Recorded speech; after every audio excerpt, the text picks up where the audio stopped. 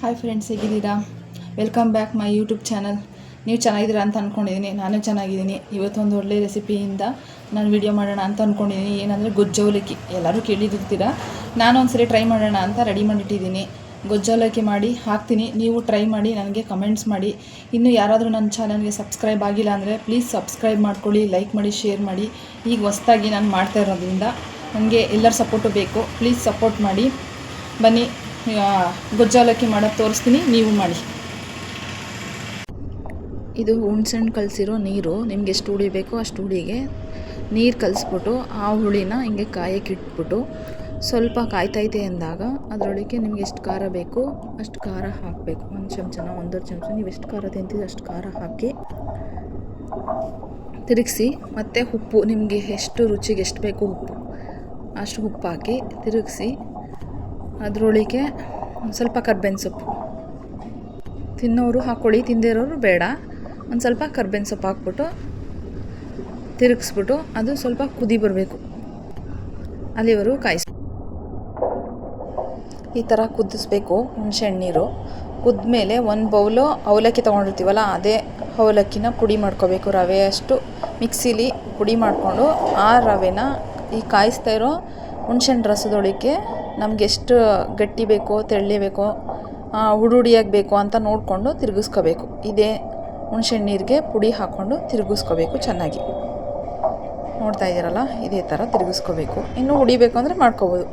ಈ ಥರ ತಿರುಗಿಸಿ ಸ್ವಲ್ಪ ಹೊತ್ತು ಬಿಡಿ.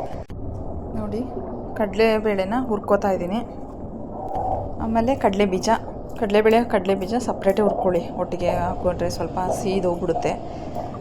ಅದಕ್ಕೆ ಸಪ್ರೇಟೇ ಹುರ್ಕೊಳ್ಳಿ. ಹುರ್ಕೊಂಡು ಎತ್ತಿಟ್ಕೊಳ್ಳಿ ಒಂದು ಕಡೆ, ಒಂದು ಬೌಲ್ಗೆ.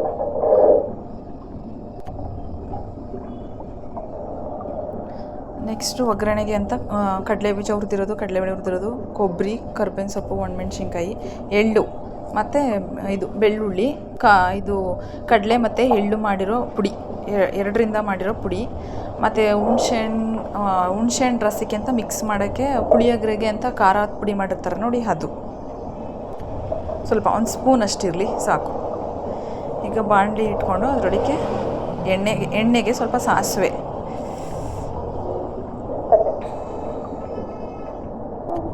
ಅದಕ್ಕಾದಮೇಲೆ ಅದಕ್ಕೆ ಇದು ಸ್ವಲ್ಪ ಬೆಳ್ಳುಳ್ಳಿ ಚೆನ್ನಾಗಿರುತ್ತೆ, ಜಾಸ್ತಿ ಹಾಕೋರು ಚೆನ್ನಾಗಿರುತ್ತೆ.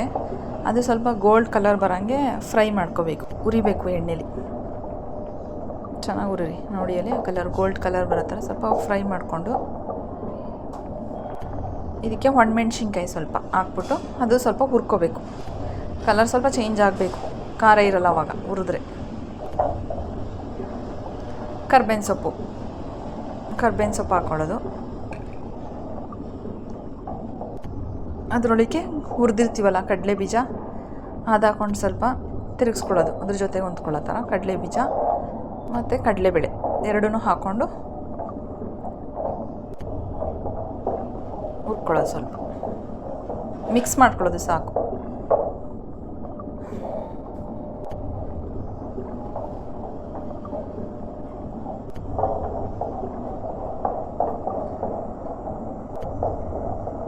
ಅವಾಗವಾಗ ಈ ಥರನೂ ಮಾಡ್ಕೋತಾ ಇರಿ, ಚೆನ್ನಾಗಿರುತ್ತೆ. ಮತ್ತು ಹುಣ್ಸೆಹಣ್ಣು ರಸಕ್ಕೆ ಅಂತ ಮಾಡಿರ್ತೀವಿ, ಪುಳಿಯೋಗರೆ ಪೌಡ್ರಿಗೆ ಅಂತ ಮಾಡಿರ್ತೀವಲ್ಲ, ಮೆಂತ್ಯ ಸಾಂಬಾರ ಮತ್ತು ಬ್ಯಾಡಗಿ ಮೆಣಸಿನ್ಕಾಯಿ, ಮಾಮೂಲಿ ಮೆಣಸಿನ್ಕಾಯಿ ಅದು ಹಾಕಿರೋ ಪುಡಿ ಅದು. ಮತ್ತು ಇದು ಬಿಳಿ ಎಳ್ಳು ಮತ್ತು ಕಡಲೆ ಸಮ ಪ್ರಮಾಣದಲ್ಲಿ ತೊಗೊಂಡು ಪುಡಿ ಮಾಡಿರೋದು. ಆ ಪುಡಿ ವೈಟ್ ಇದೆಯಲ್ಲ, ಅದು ಪುಡಿ, ಅದು ಹಾಕ್ಕೊಂಡು ಅದನ್ನು ಹೊಂದ್ಕೊಳ್ಳೋ ಥರ ಮಿಕ್ಸ್ ಮಾಡ್ಕೊಳ್ಳೋದು. ಒಗ್ಗರಣೆಲಿ ಮಿಕ್ಸ್ ಮಾಡಿಕೊಂಡು ಆ ಒಗ್ಗರಣೆ ಒಳಗೆ ನಾವು ಆಗಲೇ ಕಲಸಿಟ್ಟಿದ್ವಲ್ಲ ಅವಲಕ್ಕಿದು ರವೆ ಹುಣ್ಸೆಹಣ್ಣಿಗೆ, ಅದನ್ನು ಹಾಕ್ಕೊಂಡು ಎಲ್ಲ ಚೆನ್ನಾಗಿ ಒಗ್ಗರಣೆಗೆ ಹೊಂದ್ಕೊಳ್ಳೋ ಥರ, ಖಾರ ಎಲ್ಲ ಬಿಡಬೇಕು ಅದ್ರ ಜೊತೆಗೆ, ಆ ಥರ ಕಲಿಸ್ಬೇಕು. ನೋಡಿ, ಎಲ್ಲಿ ಕಲಿಸ್ತಾ ಇದ್ದೀನಲ್ಲ ಆ ಥರ ನೀವು ಕಲಿಸ್ಬೇಕು, ಗಂಟಿರಬಾರ್ದು. ಆದಮೇಲೆ ಸ್ವಲ್ಪ ರುಚಿಗೆ ತಕ್ಕಷ್ಟು ಬೆಲ್ಲದ ಪೌಡ್ರು, ಸ್ವಲ್ಪ ಒಂದು ಸ್ಪೂನಷ್ಟು ಬೆಲ್ಲದ ಪೌಡ್ರ್ ಹಾಕ್ಕೊಳ್ಳಿ. ಆಮೇಲೆ ಕೊಬ್ಬರಿ ಯಾರಿಗಾದ್ರೂ ಇಷ್ಟ ಇದ್ದರೆ ಜಾಸ್ತಿ ಹಾಕ್ಕೊಳ್ಳಿ, ಇಷ್ಟ ಇಲ್ಲ ಅಂದರೆ ಸ್ವಲ್ಪ ಹಾಕ್ಕೊಳ್ಳಿ. ಅದಕ್ಕೆ ಕಾಯಿ ಬೇಡ ಹಾಕ್ಕೊಳ್ಳೋದು. ಹಾಕ್ಕೊಂಡು ತಿರುಗಿಸ್ಕೊಳ್ಳೋದು. ಉಪ್ಪು ಮೊದಲೇ ನಾವು ಹುಳಿಗೆ ಹಾಕಿರ್ತೀವಲ್ಲ ನೋಡಿಕೊಂಡು ಹಾಕ್ಕೊಳ್ಳಿ. ಈಗ ಬಿಳಿ ಎಳ್ಳು ಅಥವಾ ಕಪ್ಪೆಳ್ಳು ಯಾವುದಾದ್ರು ಹಾಕ್ಕೊಂಡು ಚೆನ್ನಾಗಿ ಹಾಕ್ಕೊಂಡು ಮಿಕ್ಸ್ ಮಾಡಿ, ಉಪ್ಪು ನೋಡಿ ನೀವು ಟೇಸ್ಟ್ ನೋಡಿಬಿಟ್ಟು ಉಪ್ಪು ಸಪ್ಪೆ ಇದೆ ಉಪ್ಪು ಹಾಕ್ಕೊಳ್ಳಿ, ಇಲ್ಲಾಂದರೆ ಬೇಡ, ಸರಿ ಇದ್ದರೆ ಬೇಡ. ಇದನ್ನು ಹೊರಗಡೆ ಎಲ್ಲಾದರೂ ಹೋದಾಗೂ ಮಾಡ್ಕೊಂಡು ಹೋಗ್ಬೋದು. ಮನೇಲಿದ್ದಾಗ ಸಂಜೆ ಕಾಫಿ ಟೈಮಿಗೆ ಮಾಡ್ಕೊಂಡು ತಿನ್ಬೋದು. ಬೆಳಗಿನ ಟೈಮ್ಗೆ ಸ್ವಲ್ಪ ತೆಳ್ಳಗೆ ಮಾಡಿಕೊಂಡ್ರೆ ಬೆಳಗಿನ ಟೈಮಿಗೆ ತಿನ್ಬೋದು. ಚೆನ್ನಾಗಿರುತ್ತೆ, ಹೊರಗಡೆ ಏನೂ ಆಗೋಲ್ಲ, ಇಟ್ಕೊಂಡು ತಿನ್ಬೋದು, ಚೆನ್ನಾಗಿರುತ್ತೆ. ಸಡನ್ನಾಗೂ ಮಾಡ್ಕೋಬೋದು.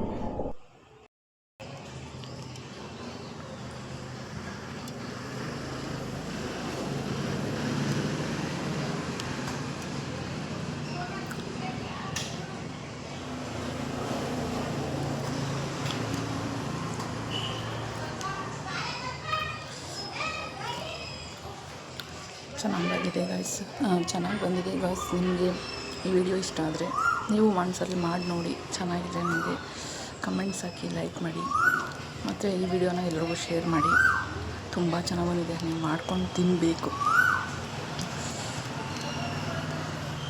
ನನ್ನ ವಿಡಿಯೋ ನಿಮಗೆ ಇಷ್ಟ ಆಗಿದೆ ಸಬ್ಸ್ಕ್ರೈಬ್ ಮಾಡ್ಕೊಳ್ಳೋದು ಮಾತ್ರ ಮರಿಬೇಡಿ.